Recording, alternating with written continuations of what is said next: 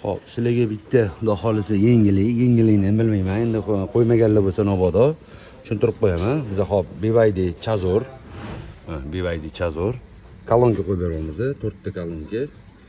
Kolonkani simlarini men sizlarga tushuntirib ketaman. Mana bu yerda parokka yetsanglar, ham sapajokka yetsanglar, ham bitta oq shtekeri bo'ladi. Mana shu oq shtekirda mana shu teshikda joylashgan kolonkani simi.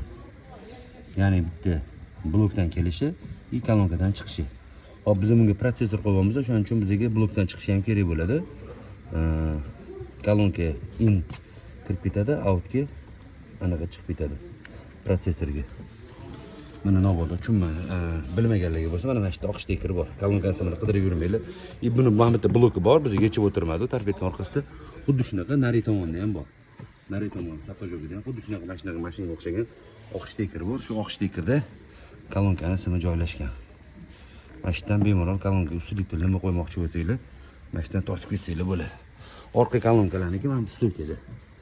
Mana bu stoykadan tortib olasizlar. Endi xohlasanglar tarpetgan yechsanglar, shumka-pumka qilgan paytda bemalol bu yerdan ham qo'ysa, mana bu yerda blok turadi, mana bu yerda. Katta blok turadi, prosta bu yerni yechib taqib o'tirmadi, ish sal ko'proq. Shunaqa bizani kuzatib turinglar, xudo xolasa shunaqa yengilliklarni xudo xolasa qo'yib turamiz.